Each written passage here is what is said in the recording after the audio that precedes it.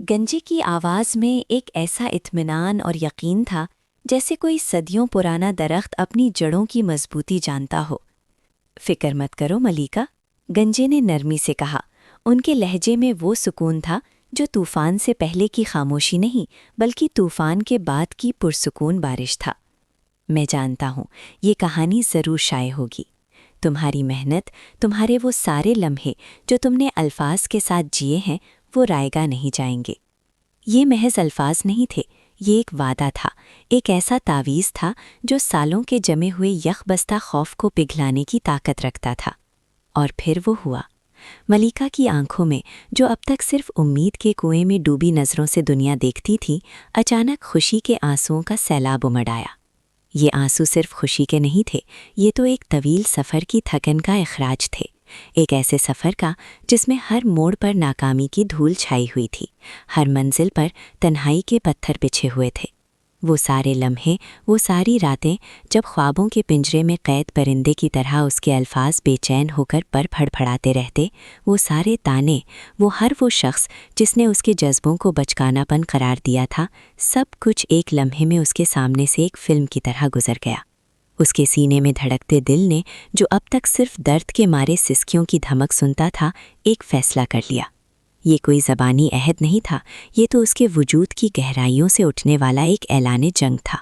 اب وہ اپنی زندگی کی سچائی کو، اس کے ہر کٹھن، ہر شیریں، ہر کربناک اور ہر حسین پہلو کو الفاظ کے قالب میں ڈھالے گی۔ اور یوں میلومکا نے اپنی زندگی پر ایک کہانی لکھنی شروع کی، ایک ایسی داستان جو صرف واقعات کا سلسلہ نہیں تھی بلکہ ایک روح کا سفر نامہ تھا۔ اس میں جدوجہد تھی، وہ ہر وہ قدم تھا جو ٹوٹے ہوئے شیشوں پر چلتے ہوئے اٹھایا گیا تھا۔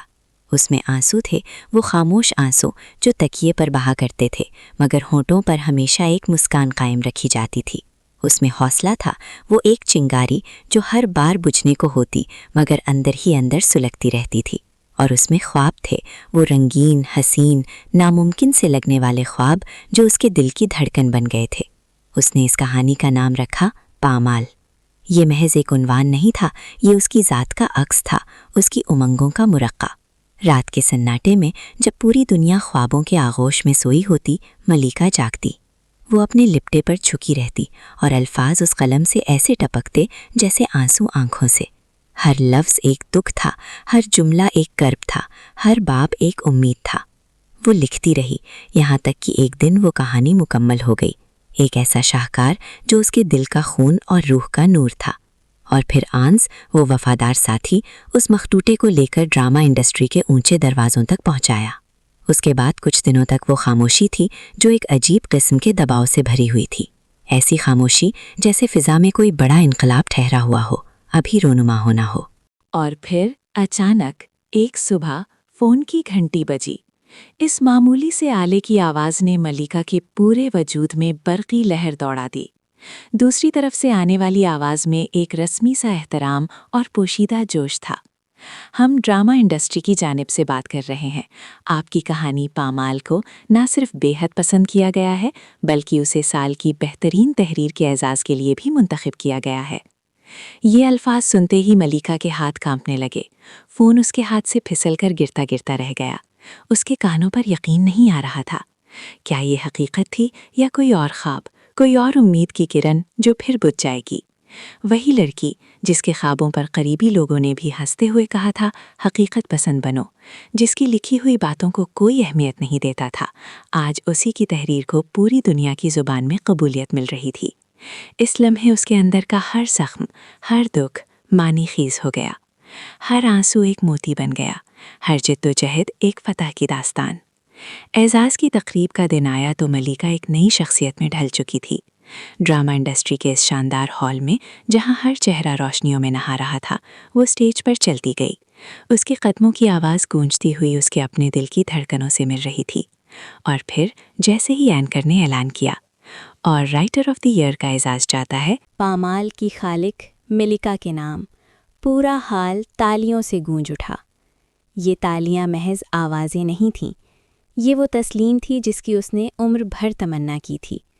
اس کے قدم سٹیج کی طرف بڑھے، ہر قدم ایک یادداشت لے کر چل رہا تھا۔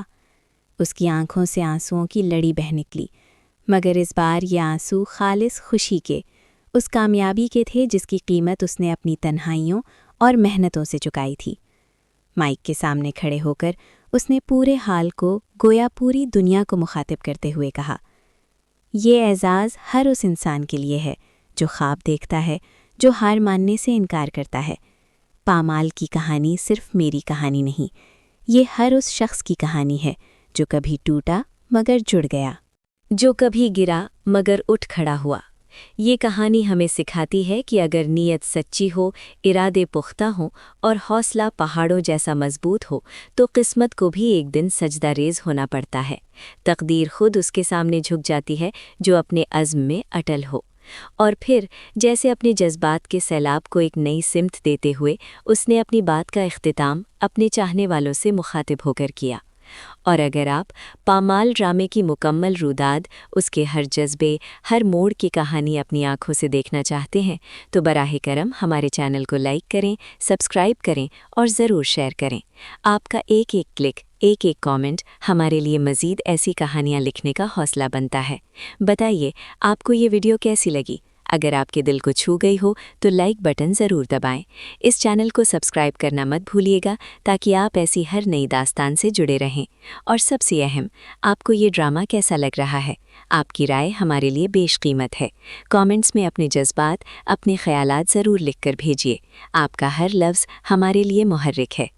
یہ کہہ کر اس نے مسکراتے ہوئے ہال کی طرف دیکھا، ایک ایسی مسکراہٹ جو صرف فتح کی نہیں بلکہ ایک نئی شروعات کی نوید تھی۔